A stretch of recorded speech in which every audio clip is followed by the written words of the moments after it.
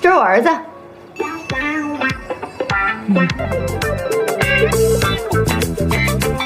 कहानी की शुरुआत में हम इस ड्रामे की फीमेल लीड को देखते हैं जिसका नाम लिंसी है। बेचारी इस वक्त काफी परेशान और बेबस नजर आ रही है, और हो भी क्यों ना, इनकी फैमिली के साथ एक बहुत बड़ा धोखा जो हुआ है। बात यह है कि लिंसी के डैड पर एक झूठा और मनगढ़ंत स्कैम का इल्जाम लगाकर उसे डबल स्टैंडर्ड्स का शिकार बना दिया गया, जिसके चलते उनके बैंक अकाउंट तक फ्रीज हो गए।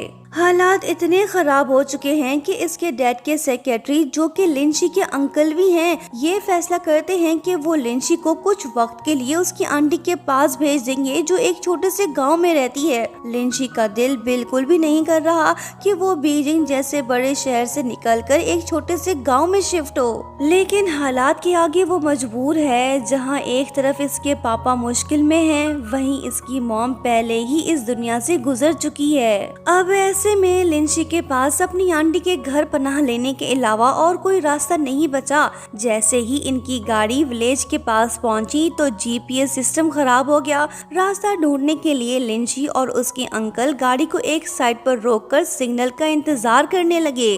तभी लिंसी की नजर चमकीले कपड़े और अजीबोगरीब हेयर स्टाइल्स वाले कुछ छपरी टाइप लड़कों पर पड़ी, जो किसी का पीछा कर रहे होते हैं। भाई साहब, इनके बालों का कलर तो देखो, बिल्कुल ट्रैफिक सिग्नल की तरह, रेड येलो ग्रीन। यहाँ तो 3 अगेंस्ट 1 का सीन चल रहा है, यानी तीनों लड़कों ने मिलकर एक अकेले लड़के को घेरा हुआ है। इनका लीडर, जो काफी लंबा और खतरनाक सा लग रहा है, वो उस कमजोर लड़के को एक ऐसी लात मारता है कि वो बेचारा सीधा जमीन पर जा गिरता है। इतने में वो लीडर उसके ऊपर चढ़ जाता है और उसे बेरहमी से पीटने लगता है। मार के डर से वो मासूम लड़का चुपचाप अपना फोन निकालकर उसके हवाले कर देता है। अब ट्विस्ट ये है कि ये लड़का, जो इस छपरी गैंग का लीडर है, उसका नाम शिंगवू है, और ये कोई और नहीं बल्कि हमारे इस ड्रामे का हीरो है।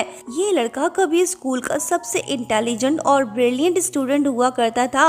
आखिर इसने स्कूल क्यों छोड़ा, ये तो हमें आगे ही पता चलेगा। जरा रुकिए दोस्तों, असल में कहानी वो नहीं जो दिख रही थी। सीन कुछ यूं था कि शिंगवू को उसके दोस्तों ने बताया था कि इस लड़के ने दिन दहाड़े इनके टीचर का फोन चोरी किया। बस फिर क्या था, हमारे हीरो के अंदर का सिंघम जाग उठा। वो टीचर का फोन वापस लेने के लिए चोर के पीछे निकल पड़ा। यानी जिसे हमारी शहरी प्रिंसेस गुंडा समझ रही थी, वो असल में गुंडा नहीं बल्कि हीरो है, जो चोर की धुलाई कर रहा था। गाड़ी के अंदर बैठी लिंसी, जो पहले ही अपनी बदली हुई किस्मत पर रो रही थी, यहाँ आना भी नहीं चाह रही थी। जब उसने ये भयानक नजारा देखा तो वो डर सी गई। बाहर सड़क पर शिंगवू का बैड बॉय वाला अवतार चल रहा है। उसके लेमनी बाल धूप में चमक रहे हैं, जैकेट भी उतरी हुई है, जो किसी बदमाश से कम नहीं दिख रहा। ये सब देखकर लिंसी ने बिना सोचे समझे उस लेमनी बॉय पर एक बहुत बड़ा ठप्पा लगा दिया कि वो लड़का बुली बॉय, टपोरी, सड़क चाप, लफंगा और गुंडा है। लिंसी के दिल में शिंगवू के लिए एक बहुत ही गंदा और नेगेटिव सा इम्प्रेशन बन गया। उसे इस लड़के से ऐसी नफरत हो गई कि उसने कसम खा ली कि चाहे कुछ भी हो, मुझे उस नमूने से मिलना तो क्या, उसके साए से भी दूर रहना है। लेकिन इस बेचारी मुसीबतों की मारी को क्या पता कि किस्मत इन दोनों को कितना पास लाने वाली है। जहाँ एक तरफ हमारी शहरी प्रिंसेस रास्ते में ख्वार हो रही है, तो वहीं दूसरी तरफ शिंगवू की मॉम अड़ोस पड़ोस की सहेलियों के साथ मजे से बैठी लूडो गेम खेल रही है। एक दोस्त हंसते हुए उससे कहने लगी कि ओए ली फैंग, तेरे तो भाग खुलने वाले हैं रे बाबा। सिटी से आने वाली तेरी भांजी तेरे लिए जैकपॉट लेकर आ रही है, वो भी पूरे 50,000 यॉन। मजाक अपनी जगह दोस्तों, लेकिन सच तो ये है कि शिंगवू की मॉम पहले ही कर्ज के बोझ तले दबी हुई है। उधार देने वालों ने इनका जीना हराम कर रखा है।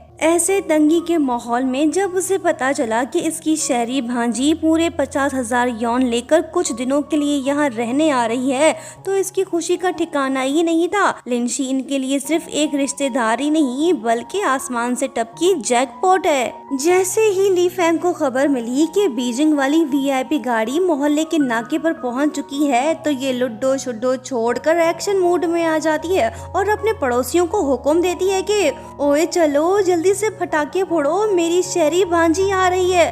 फिर क्या था बॉस, पूरा मोहल्ला मुफ्त का तमाशा देखने के लिए जमा हो गया। इसी शोर शराबे और पटाखों की थरथराहट के बीच हमारी नखरेली मैडम भी वहां पहुंच गई।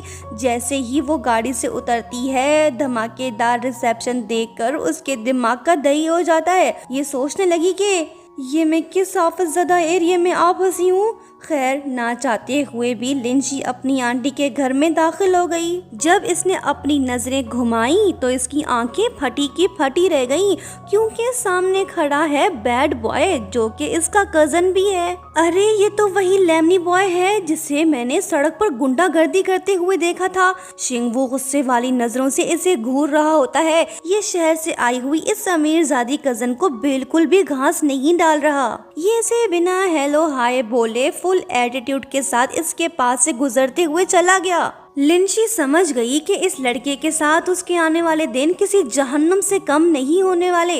उसके बाद होता ये है कि आंटी इसे रूम दिखाने ले जाती है।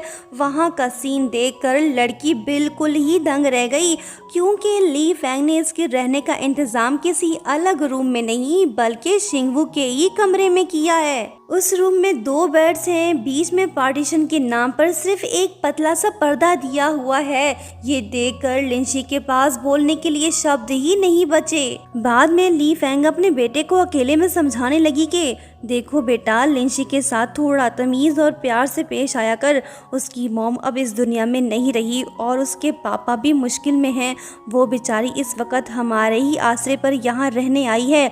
मुश्किल वक्त में उसकी मॉम ने हमारा बहुत साथ दिया था। माँ की ये जज्बाती बातें सुनकर शिंगवू का गुस्सा थोड़ा ठंडा हो गया। फिर ये अपना बैड बॉय वाला एटीट्यूड साइड पर रखकर शरीफ लड़का बनते हुए लिंची के पास जाकर उसे अपना फोन नंबर देने लगा ताकि जरूरत पड़ने पर काम आए। लेकिन मिस नखरेली तो ठहरी बड़े बाप की इकलौती बेटी। उसने बिना कोई भाव दिए शिंगवू को गुस्से वाली नजर से देखा और उससे फालतू बात करने से साफ मना कर दिया, नंबर तक नहीं लिया। ओ भाई, अब हमारे हीरो का भी तो अपना ही एक एटीट्यूड है। जब उसने देखा कि मैडम के नखरे आसमान पर हैं, तो ये भी उसे अपना फुल एटीट्यूड दिखाने लगा। इसने नंबर वाली पर्ची टेबल पर पटकी और वहाँ से गुस्से में चला गया।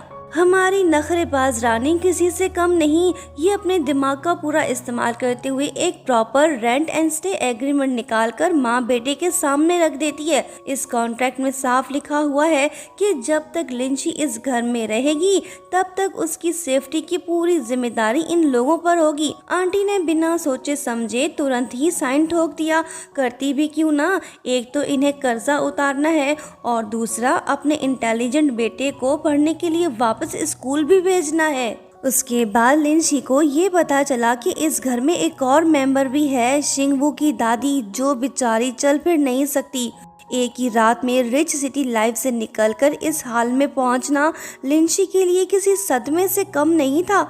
अब जिसे बीजिंग के ठंडे ठंडे एसी वाले कमरों में रहने की आदत हो, वो इस छोटे से गांव में कैसे सेट होगी। मैडम तो पहले ही दिन बोरियत की दुकान बन गई। इसने सीधा बीजिंग में बैठे अपने दोस्तों को फोन घुमाया और गांव की बुराइयां शुरू कर दी। फुल कंप्लेन चल रही है दोस्तों, खास तौर पर अपने उस अकड़ू और येलो बाल वाले कजन की। मजे की बात यह है कि शिंगवू पास ही खड़ा ये सब सुन रहा है, लेकिन हमारी मैडम को कोई परवाह ही नहीं। उसने फुल एटीट्यूड में अपना फोन रखा और लड़के को वार्निंग दी कि सुन मिस्टर बैड बॉय, तू ना मुझसे पूरे 3 मीटर दूर रहा कर। मैं यहाँ ज्यादा से ज्यादा 1 महीने की मेहमान हूँ, फिर मैं इस भूत बंगले से हमेशा के लिए चली जाऊंगी। मैं इस घटिया जगह के लिए खुद को बिल्कुल भी नहीं बदलने वाली, समझा तू। लड़का बोला कि ओ मैडम, किसी के पीठ पीछे बुराई करना क्या ये अच्छी बात है। लड़की ने इसे कोई जवाब नहीं दिया, वो इसे घूरते हुए चली गई। रात हो चुकी है, सोने का वक्त हो गया। सीन कुछ ऐसा है कि लड़का इसके बाजू वाले बेड पर सोने वाला है। लड़की के नखरे तो चेक करो, कहती है कि मुझे लाइट डिम लग रही है। मैडम को मच्छर भगाने के लिए अडोरलेस मोर्टीन भी चाहिए। लड़के ने भी बिना नखरे झेले सीधा इसके हाथ में सस्ती वाली मच्छर कॉइल पकड़ा दी और बोला कि ओ मैडम, यहाँ तेरे वीआईपी शश के नहीं जलने वाले। अब जाकर लिंशी को समझ आया कि इस गांव की लाइफ उसकी सोच से भी ज्यादा खतरनाक है। लेकिन रुकिए दोस्तों, अभी तो इसे सबसे बड़ा झटका लगना बाकी है। मैडम को पता चलता है कि यहाँ कोई पर्सनल बाथरूम नहीं बल्कि पूरे मोहल्ले के लोग एक ही शेयर्ड बाथरूम यूज करते हैं। वो बाथरूम इतना गंदा है कि पूछो ही मत, और उसके दरवाजे पर लॉक की जगह एक बड़ा सा सुराख है, यानी प्राइवेसी का जनाजा निकला हुआ था। आओ और सब कुछ लाइव देखकर जाओ। लिंशी जैसे तैसे हिम्मत करके नहाने के लिए बाथरूम में घुसी तो अचानक से एक कोने से एक भयानक और मोटा सा कीड़ा निकल आया। बस फिर क्या था, लिंशी तो डर के मारे चिल्ला उठी। इसने पूरा मोहल्ला सर पर उठा लिया। लेकिन हर बार की तरह इस बार भी हमारे हीरो ने एंट्री मारते हुए वही पुराना डायलॉग चिपकाया कि देखो मैडम, ये छोटा सा गांव है, यहाँ का कानून और बाथरूम दोनों ऐसे ही चलते हैं। नहाना है तो नहा लो, नहीं तो जब बारिश हो तब नहा लेना शैम्पू लगा के। लड़का शराफत दिखाते हुए रूम से बाहर चला गया ताकि बेचारी सो सके। अगली सुबह जब हमारी महारानी अपने ख्वाबों की दुनिया में मजे से सो रही थी तो तभी पूरे मोहल्ले ने जबरदस्त हंगामा और शोर शराबा मचाना शुरू कर दिया। इस भयानक शोर शराबे से परेशान होकर हमारी रानी साहिबा को ना चाहते हुए भी अपने बेड से उठना पड़ा। बेचारी नींद में झूलते हुए सीढ़ियों से नीचे उतर ही रही थी कि तभी इसका पैर फिसला और मैडम धम करके सीधा नीचे गिर पड़ी। बॉडी में दर्द तो अपनी जगह, लेकिन असली ब्यूटी ट्रीटमेंट तो गांव के भयानक मच्छरों ने किया था। उन्होंने इसे ऐसा काटा कि बेचारी की दोनों आंखें सूजकर अखरोट जैसी हो चुकी। अपनी जिंदगी में कभी एक मच्छर तक ना झेलने वाली रानी अब वो बुरी तरह से घबरा गई और रोने लगी। लिंशी को इस हाल में रोता देख हमारे अकड़ू हीरो से राह नहीं गया। इसने बिना कुछ सोचे समझे सीधा इसे उठाया और गांव के छोटे से क्लिनिक की तरफ दौड़ लगा दी। रिच सिटी से आए लिंशी को लगा कि इस छोटे से गांव के क्लिनिक में सारे अनाड़ी डॉक्टर्स होंगे, तो इसने यहाँ अपना ट्रीटमेंट करने से मना कर दिया। ये फिर से नखरे दिखाने लगी कि मुझे वीआईपी हॉस्पिटल ले चलो, मुझे ब्लड टेस्ट करवाना है और एक्सरे भी। क्लिनिक के देसी डॉक्टर ने लिंशी को ऊपर से नीचे तक देखा और बुरा सा मुंह बनाकर बोला कि कोई बड़ी बीमारी नहीं है मैडम, बस आयोडिक्स आयोडीन लगाओ और घर जाकर आराम करो, सब ठीक हो जाएगा। ये सब देख हमारे हीरो ने फौरन से एक कुर्सी खींची और बड़े आराम से लिंशी के जख्मी पैर को उस पर रख दिया ताकि बेचारी को कोई तकलीफ ना हो। अब आते हैं कहानी के सबसे प्यारे मोमेंट की तरफ। शिंगवू दिखने में फुल लफंगा है, लेकिन ये दिल का बुरा नहीं। लिंशी के पैर पर दवाई लगाते हुए इसका एटीट्यूड खत्म सा हो गया। इसके हाथों की मूवमेंट इतनी सॉफ्ट और आंखों में इतनी फिक्र थी जैसे इसे डर हो कि कहीं ये पापा की परी नाजों से पली हर्ट ना हो जाए। फुल रोमांटिक वाइब चल रही है दोस्तों। लड़की भी चुपचाप बैठी है, ये कुछ नहीं बोल रही। दवाई लगाने के बाद शिंगवू ने बड़े प्यार से लिंशी को अपने पीठ पर बिठाया और पिगी बैग राइड देते हुए वापस घर ले आया। अब घर पर क्या सीन था। इस वीआईपी मेहमान की खिदमत के लिए हमारे आंटी ने सुबह सुबह भाग दौड़ करके पड़ोस की सबसे फेमस दुकान से गर्मा गर्म बंस और फ्राइड स्टिक मंगवा लिए ताकि मैडम का मूड ठीक हो सके।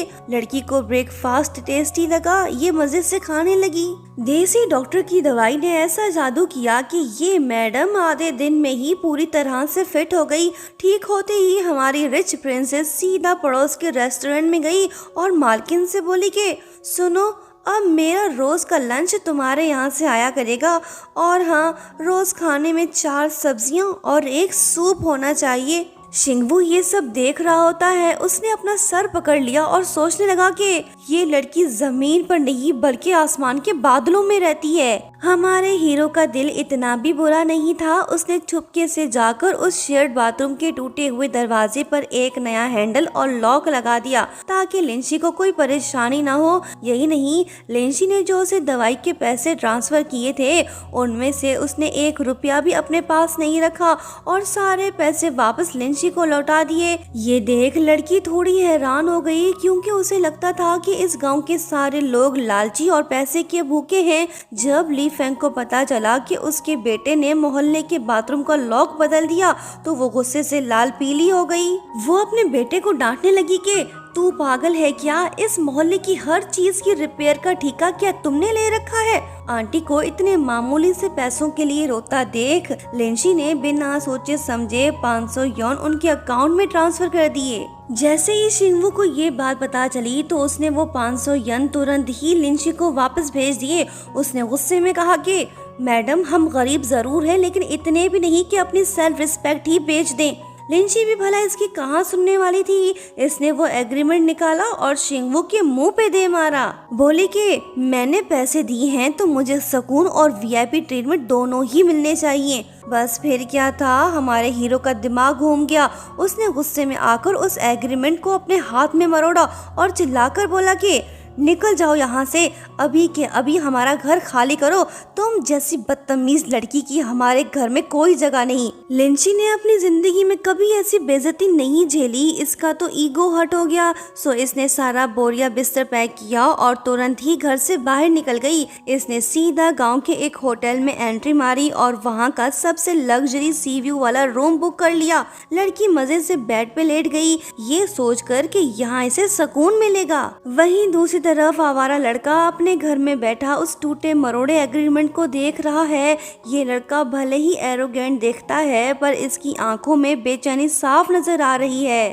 तभी होटल का एक लड़का शिंगवू के घर डिनर डिलीवर करने आता है। ये वही 4 सब्जियां और एक सूप वाला ऑर्डर था जो लिंशी ने दिया था। जैसे ही शिंगवू ने उन डब्बों को खोला तो उसकी बोलती बंद हो गई, क्योंकि उस खाने में स्टीम एग थे जो किसी और के लिए नहीं बल्कि शिंगवू की बीमार दादी के लिए थे। इतने में एक और लड़का भी आया जो इसे बताने लगा कि लिंशी ने इसे अलग से पैसे दिए थे ताकि वो दादी के कमरे की अच्छे से साफ सफाई कर सके।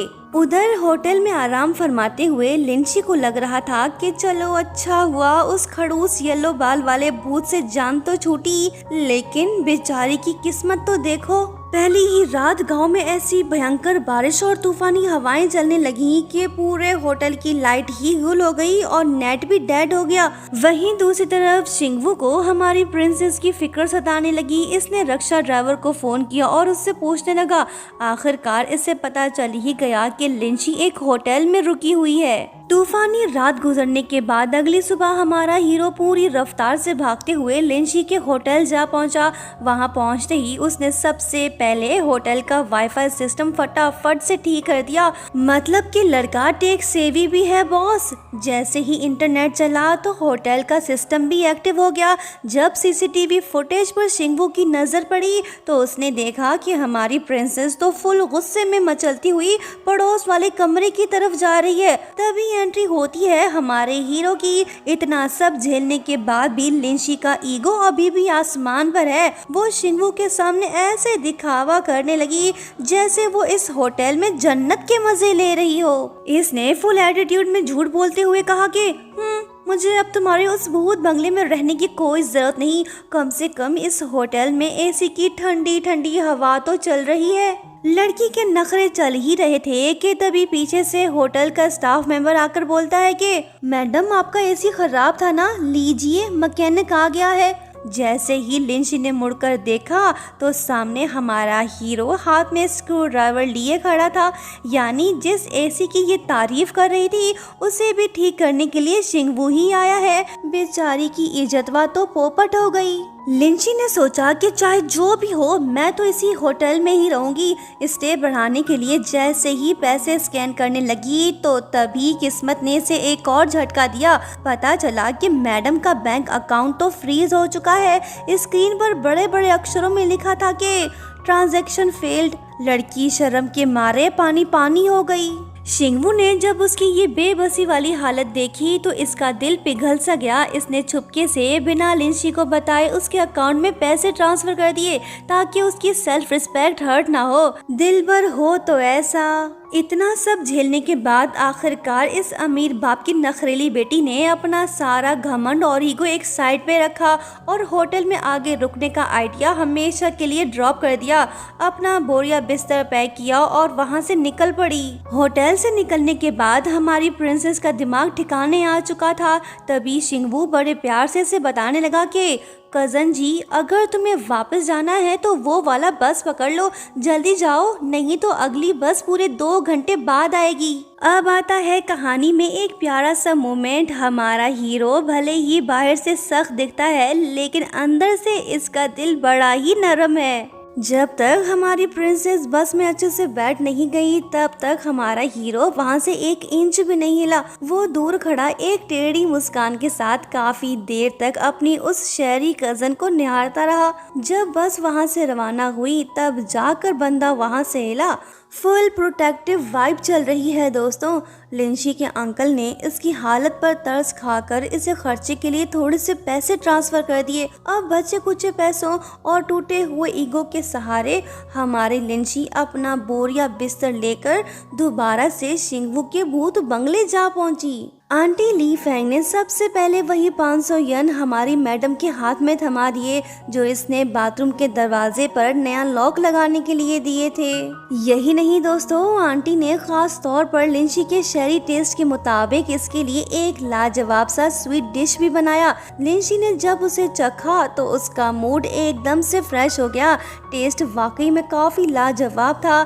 लड़की खुश हुई। लेकिन दोस्तों, हमारी इस पापा की परी की जिंदगी में सुकून ज्यादा देर भला कहाँ टिकने वाला था। जैसे ही लिंशी ने अपना सामान चेक किया तो इसके होश ही उड़ गए। इसकी सबसे कीमती चीज यानी कि लैपटॉप गायब था, वही जो अंकल ने इसे भेजा था। उस लैपटॉप में लिंशी के इम्पोर्टेंट डॉक्यूमेंट्स थे जो अब्रॉड जाने के लिए जरूरी हैं। ये देख लड़की तो घबरा गई। ये बिना टाइम वेस्ट किए रोते हुए सीधा पुलिस स्टेशन जा पहुंची ताकि केस दर्ज करवाए। हमारी प्रिंसेस को लगा कि सब कुछ खत्म हो गया, इसका अब्रॉड जाने का सपना मिट्टी में मिल गया। लेकिन इसे क्या पता कि पीछे से हमारा हीरो पहले ही लैपटॉप ढूंढने के लिए निकल चुका है। शिंगवू का दिमाग चला और इसे चोर बाजार का ख्याल आया जहां सारे 2 नंबरी माल बिकते हैं। इसे पक्का यकीन है कि गांव के सारे चोरी शुदा लैपटॉप और फोन्स वहीं आते हैं। फिर क्या, शिंगवू सीधा उस बदनाम फैक्ट्री में घुस गया।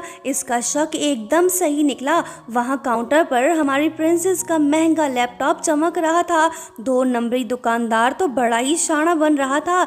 इसने लैपटॉप के आसमान छूते दाम मांग लिए ताकि शिंगवू मजबूर होकर इनके साथ काम करे। यहाँ हमें ये बात भी पता चलती है कि शिंगवू के पास्ट में कुछ तो बहुत ही बुरा हो चुका है जिसकी वजह से इसे स्कूल तक छोड़ना पड़ा। बहरहाल इसकी ब्लैकमेलिंग देख शिंगवू ने बिना वक्त गवाए तुरंत जेब से फोन निकाला और सीधा पुलिस स्टेशन का नंबर घुमा दिया।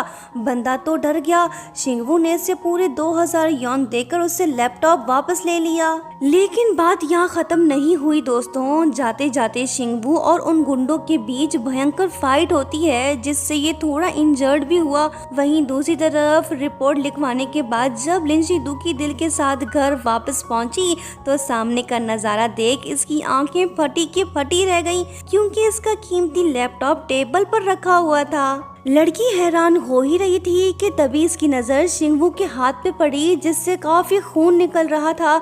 इसे इंजर्ड देख लिंशी एक पल में ही समझ गई कि ये लैपटॉप हवा में उड़कर नहीं आया बल्कि इस अकड़ू कजन ने अपनी जान दांव पर लगाकर मार खाकर इसका लैपटॉप वापस लाया है। घायल लड़के को देख लिंशी का दिल पिघल गया। आखिरकार इसे एहसास हो गया कि ये येलो बाल वाला कजन उतना भी बुरा नहीं जितना ही उसे समझ रही थी। रात को लिंशी ने बची हुई चोट वाली दवाई ली और शिंगवू के हाथ में थमा दिया। लड़के ने भी इससे दवाई ले ली। इसने पहली बार बहुत ही नरम अंदाज में अपनी इस नखरेली कजन को थैंक यू कहा और इसी एक थैंक यू के साथ दोनों के बीच नफरत की दीवार टूट सी गई। लो जी दोस्तों, यही देखना बाकी रह गया था। जब शिंगवू के जिगरी दोस्तों को पता चला कि हमारी शहरी मैडम के नखरे हाय फाय हैं तो उन्होंने अपना दिमाग लगाया और लिंशी के लिए उसके पसंदीदा महंगे फ्रूट्स का एक सस्ता और देसी ऑल्टरनेट ढूंढ निकाला और फुल इज्जत के साथ मैडम की खिदमत में पेश कर दिया। लड़की बड़े मजे से खाने लगी। बात सिर्फ खाने तक नहीं रुकी दोस्तों, शिंगवू के वही जिगरी यार लिंशी को गांव के वीआईपी सैर पर ले गए। उन्होंने मैडम को इस गांव का सबसे फेमस और स्पेशल जूस पिलाया और चटपटे लोकल स्नैक्स भी खिलाए। पेट पूजा हो ही रही थी तो इसी दौरान फ्रेंड से शिंगवू के पास्ट के बारे में बताने लगा कि सुनो मैडम, ये जो हमारा दोस्त है ना, ये इस गांव का सबसे इंटेलिजेंट और काबिल लड़का है। वो इस दुनिया की हर चीज आसानी से रिपेयर कर लेता है। वो दिमाग का जितना तेज है उतना ही लड़ने में भी उस्ताद है। भले ही वो दिखने में टपोरी लगता हो, लेकिन वो हमेशा स्कूल में टॉप करता था। अगर उसकी फैमिली पर कर्जे का पहाड़ ना होता और उसे पैसे कमाने के लिए पढ़ाई ना छोड़नी पड़ती तो आज हमारा हीरो किसी बड़े शहर में एक आलीशान जिंदगी जी रहा होता। अपने उस येलो बाल वाले कजन की ये ब्रिलियंट पास्ट बैक स्टोरी जानकर लड़की तो बिल्कुल दंग रह गई। आखिरकार इसे समझ आ ही गया कि कैसे बुरे हालात और मजबूरियों ने एक ब्राइट और टॉपर स्टूडेंट को बदल दिया। अब लिंशी की आंखों में शिंगवू के लिए नफरत नहीं बल्कि फुल ऑन इज्जत और हमदर्दी साफ दिख रही है। अभी लिंशी शिंगवू के ब्राइट पास्ट के बारे में जान ही रही थी कि तभी कुछ बुरा हो गया। पड़ोस वाले अंकल ने गलती से इसके कीमती लैपटॉप पर पानी फेंक दिया, वही जिसे शिंगवू अपनी जान पर खेलकर वापस लाया था। ये देख लिंशी तो घबरा गई। वो बिना वक्त जाया किए लैपटॉप उठाकर टाउन के सबसे फेमस रिपेयर शॉप की तरफ दौड़ पड़ी। गांव के सभी लोग कहते हैं कि उस दुकान पर एक रिपेयरिंग मास्टर बैठा है जो मुर्दा इलेक्ट्रॉनिक्स आइटम को जिंदा कर देता है। लेकिन दोस्तों, जैसे ही लिंशी ने उस रिपेयर शॉप में कदम रखा तो वहां का नजारा देख इसके तो होश ही उड़ गए, क्योंकि जिसे पूरा गांव रिपेयरिंग मास्टर बता रहा था वो कोई और नहीं बल्कि हमारा लेमनी हीरो है। लड़की को परेशानी में देख शिंगवू का दिल नरम पड़ गया। इसने बहुत ही प्यार और फिक्र से सबसे पहले लड़की के हाथ में टिश्यू पेपर थमाया ताकि वो अपना पसीना साफ करे। यही नहीं, इसने छुपके से पंखे का मुंह भी घुमाकर सीधा लड़की की तरफ कर दिया ताकि मैडम को गर्मी ना लगे। इनकी नफरत कब प्यार में बदलेगी ये तो हम नेक्स्ट पार्ट में ही देख पाएंगे। दोस्तों, पार्ट 2 देखना चाहते हो तो प्लीज 2 के लाइक्स कंप्लीट कर दो और हाँ, चैनल को सब्सक्राइब करते हुए जाओ। Thank you so much for watching. Bye bye.